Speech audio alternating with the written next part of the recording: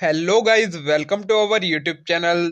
तो मैं देखिए आज आपका दोस्त अभय आपके साथ लेकर आया हूं जो बीकॉम और बीकॉम ऑनर्स का सब्जेक्ट हैगा फाइनेंशियल अकाउंटिंग। उसका जो सेमेस्टर 1 की एग्जामिनेशन होने वाली है उसमें जो यूनिट नंबर 1 आने वाली है उसका चैप्टर हैगा अकाउंटिंग प्रिंसिपल्स एंड कन्वेंशन।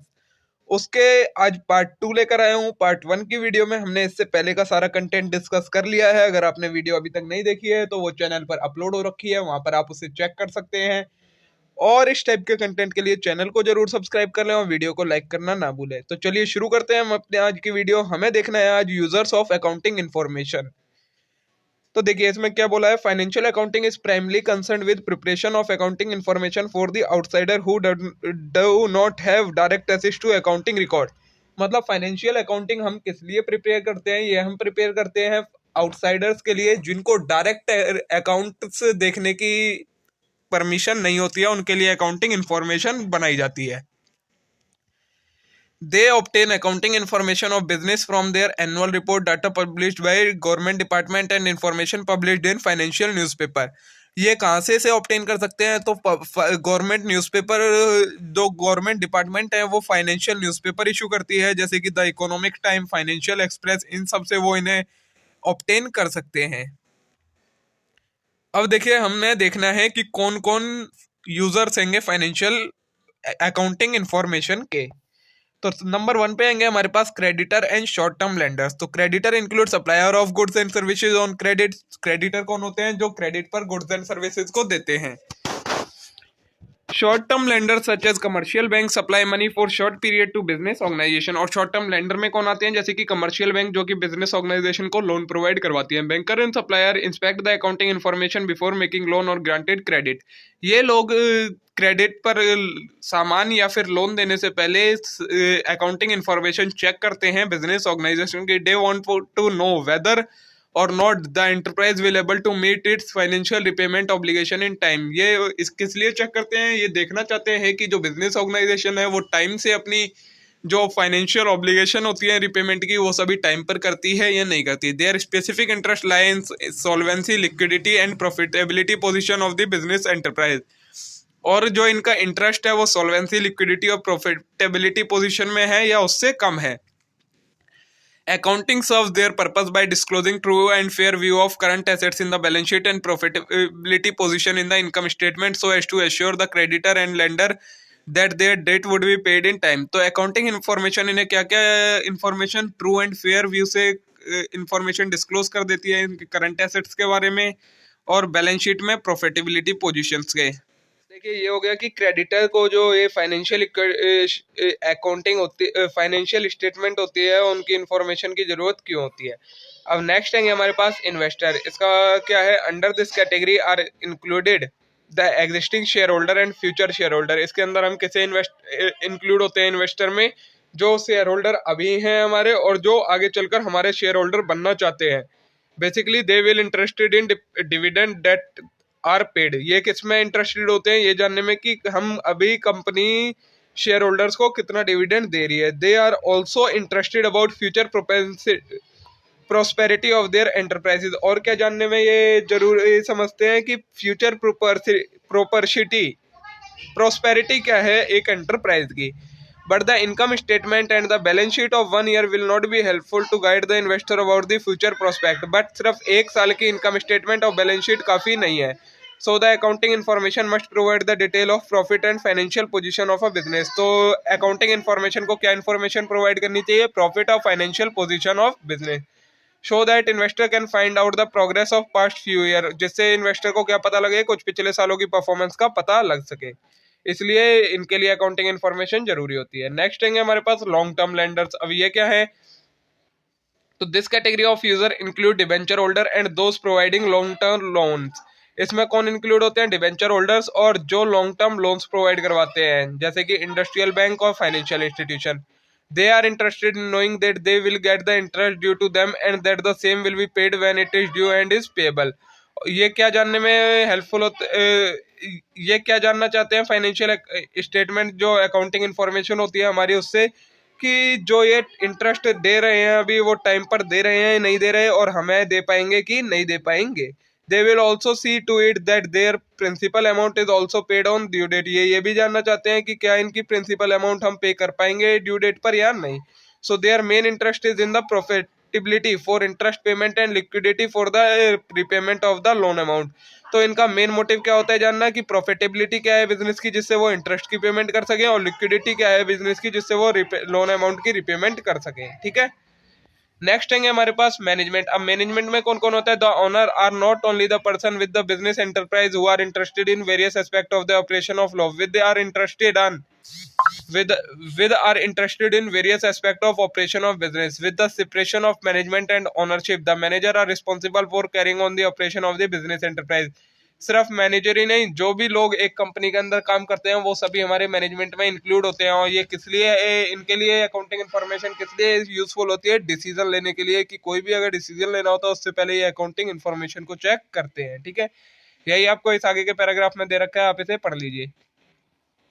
अगला है हमारा एम्प्लॉयज, जिन्हें हम कहते हैं लेबर यूनियंस जो आती हैं। In this category are included both individual employ and group of them represented by labour union. इसमें हम कैसे इंक्लूड करते हैं? कोई भी इंडिविजुअल एम्प्लॉय है या फिर जब वो एक ग्रुप बना देते हैं और लेबर यूनियन बन जाती है, तो वो सब आते हैं एम्प्लॉयज के अंदर। तो employ wants more salary and other benefits such as over time payment, bonus, housing, medical facility and so on. Employees को क्या क्या चाहिए होता है? सैलरी चाहिए होती है, उसके अलावा कुछ और बेनिफिट जैसे ओवर टाइम की पेमेंट, बोनस, हाउसिंग की, medical facility and so on, ये सारी चीजें। The bargaining power of the union is increased if worker demand are based on facts and figures.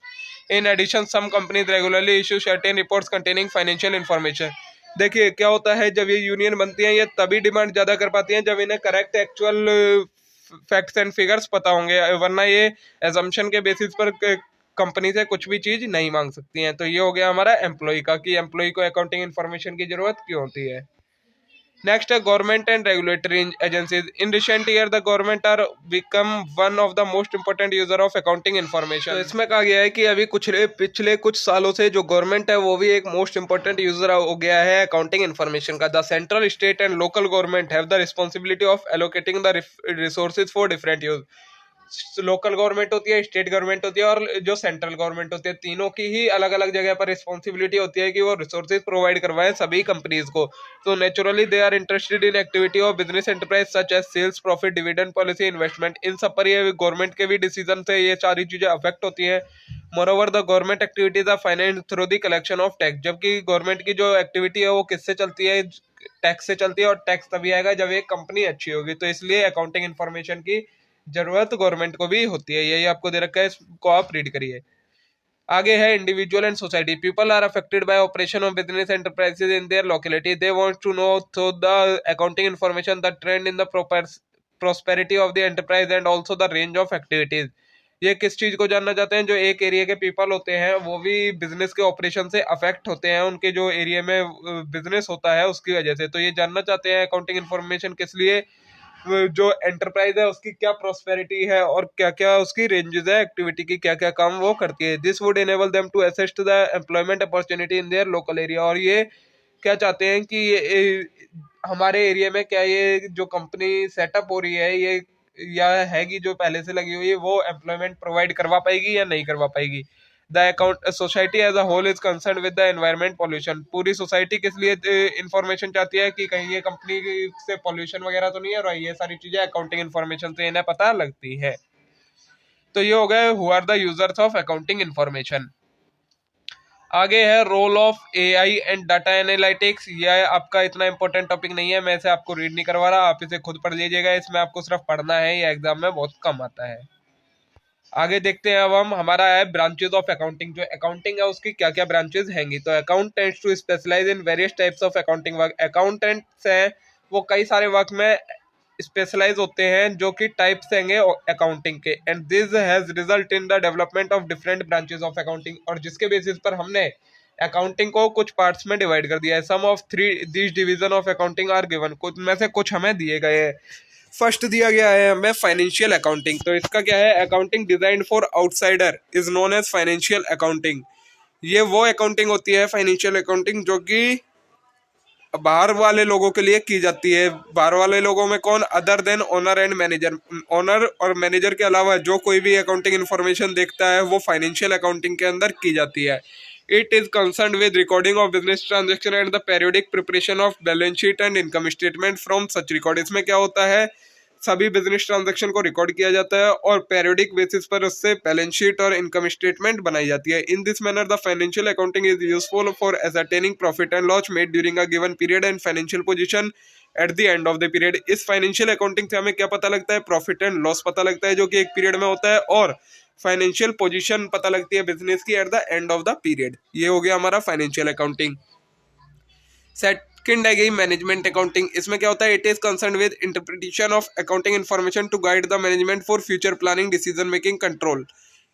Management accounting में क्या होता है, तो ये इससे हम क्या करते हैं, जो अकाउंटिंग इन्फॉर्मेशन होती है उसको इंटरप्रेट करके मैनेजमेंट को गाइड करते हैं जिससे वो फ्यूचर की प्लानिंग कर सके, डिसीजन मेकिंग कर सके और कंट्रोल कर सके कंपनी को अंदर से. तो ये होता है management accounting. Therefore serve the information needed of the insider. जो इनसाइडर्स को इंफॉर्मेशन की जरूरत होती है वो कहाँ से पता लगती है, हमें मैनेजमेंट अकाउंटिंग से पता लगती है. थर्ड टाइप की आती है हमारी कॉस्ट अकाउंटिंग. इसमें क्या है, it has been developed to ascertain the cost incurred for carrying out various business activity. ये हम किस लिए करते हैं, ये जानने के लिए कि किसी भी एक एक्टिविटी को करने में हमें क्या कॉस्ट इनकर हो रही है, कितना खर्चा आ रहा है. And to help the management to exercise strict cost control. और ये मैनेजमेंट को किस चीज में हेल्प करता है, कॉस्ट को रिड्यूस करने में हेल्प करता है. फोर्थ टाइप की अकाउंटिंग है tax accounting. This branch of accounting has grown in response to difficult tax laws such as relating to income tax, sales tax, excise duty, custom duty etcetera. ये किसके लिए बनाई गई है, तो ये जो टैक्सेस के लॉज हैं उनको समझने के लिए बनाई गई है कि income tax, sale tax, excise duty, इन सारी चीजों को समझने के लिए. An accountant is required to be fully aware of various tax legislation. क्योंकि एक जो अकाउंटेंट है उसे सभी टैक्स के लेजिस्लेशन के बारे में पता होना जरूरी है. फिफ्थ है सोशल अकाउंटिंग. ये क्या है, this branch of accounting is also known as social reporting और सोशल रिस्पॉन्सिबिलिटी अकाउंटिंग. इस ब्रांच को हम किस और नाम से जानते हैं, या तो सोशल रिपोर्टिंग नाम से या सोशल रिस्पॉन्सिबिलिटी अकाउंटिंग के नाम से. It disclose the social benefit created and the cost incurred by the enterprises. ये क्या बताता है, सोशल बेनिफिट जो कोई एक एंटरप्राइज सोसाइटी को प्रोवाइड करवा रही है और उनसे क्या खर्चा आ रहा है कंपनी का, वो सारी चीजें हमें सोशल अकाउंटिंग बताती है. Social benefit include such facilities. Social benefit में क्या क्या इंक्लूड होता है, जैसे कि medical, housing, education, canteen, PF and so on. While the social cost में include such matter as extra hour worked by employees without payment, environment pollution, unreasonable termination. तो social benefit में हमारी क्या क्या चीज़ आती है, मेडिकल की फैसिलिटी, एजुकेशन की फैसिलिटी, हाउसिंग की फैसिलिटी, कैंटीन, प्रोविडेंट फंड, ये सारी चीज़ आती है सोशल बेनिफिट्स में. और सोशल कॉस्ट में हमारी क्या क्या चीज़ आती है, extra hours worked by the employ without payment. बिना पेमेंट के हमने एक्स्ट्रा आवर्स काम करवा लिया किसी एम्प्लॉय से. एनवायरमेंट में जो पॉल्यूशन होता है, अनरीजनेबल टर्मिनेशन, ये सारी चीज़ें सोशल कॉस्ट में आती है. तो इन सब के बारे में हमें कौन बताता है, सोशल अकाउंटिंग हमें बताती है. नेक्स्ट है human resources accounting. It is concern with the human resource of a enterprise. ये किसके बारे में कंसर्न करती है, मतलब किसके बारे में बताती है, जो एक एंटरप्राइजेज के ह्यूमन रिसोर्सेज है. Accounting method are applied to identify human resources and its evaluation is done in money terms so that the society might judge the total work of the business enterprise including its non-human net assets.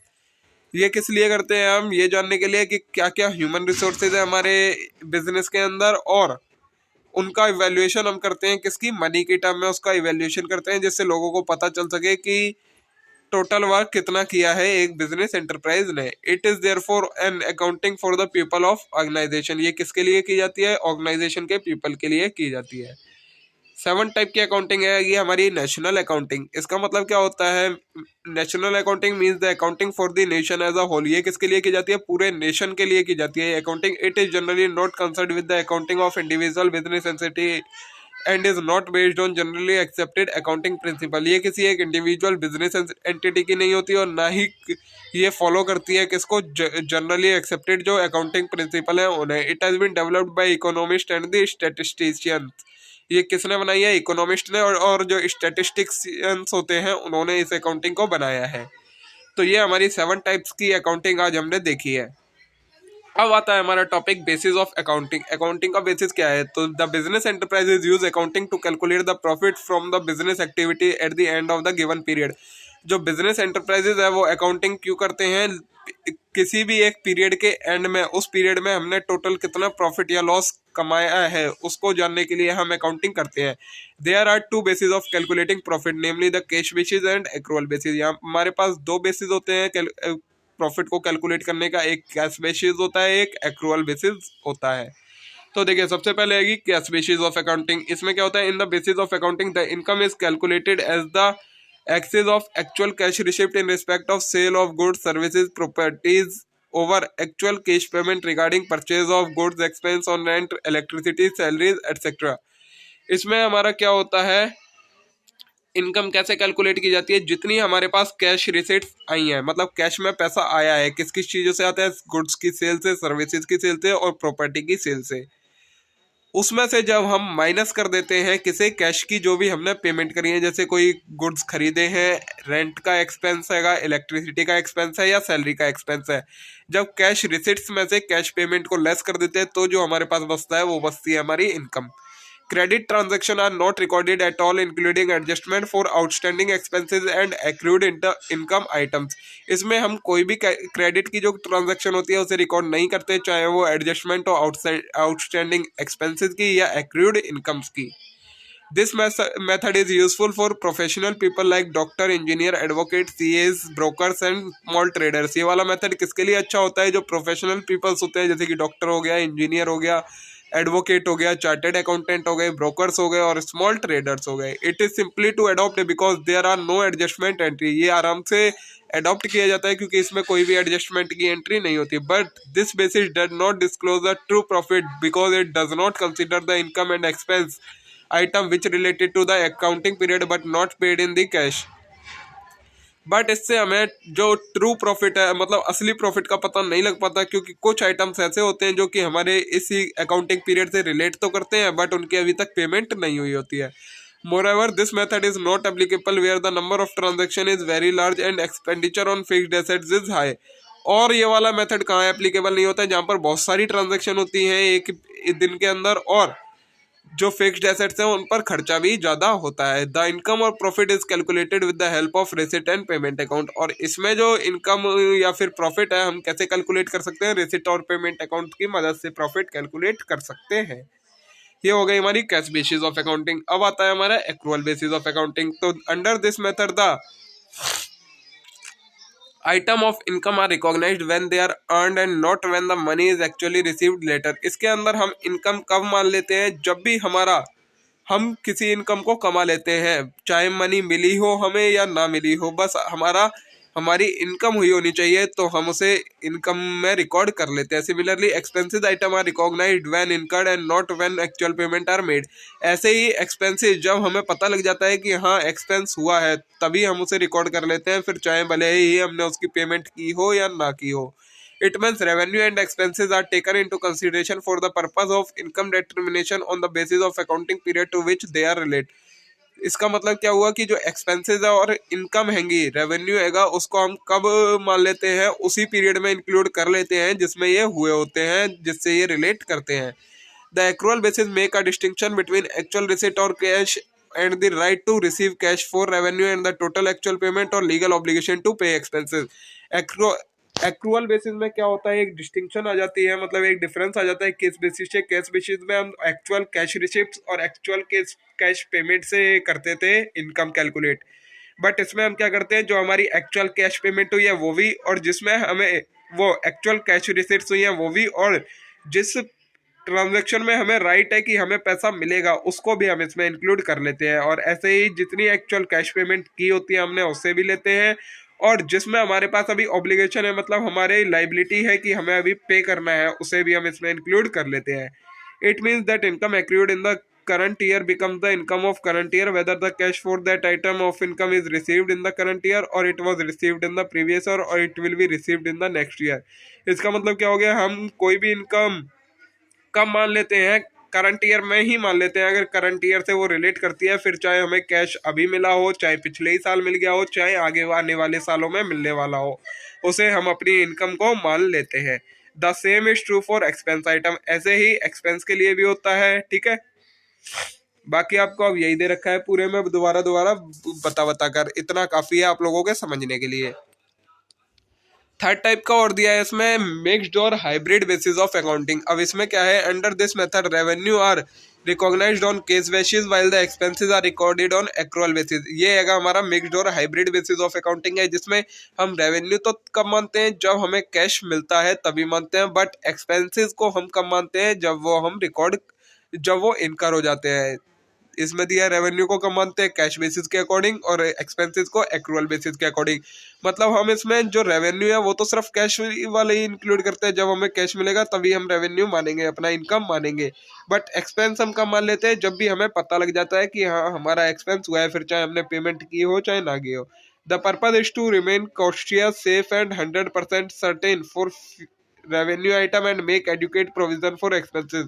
इसका purpose क्या होता है कि हमेशा हमें cautious safe रहना है और 100% सर्टेन रहना है कि रेवेन्यू आइटम हमें मिल चुका है, और हमें क्या करना है कि प्रोविजन हम पहले से ही बना लें एक्सपेंसेस के लिए। ये है हमारा मोटिव मिक्स्ड और हाइब्रिड बेसिस ऑफ अकाउंटिंग का।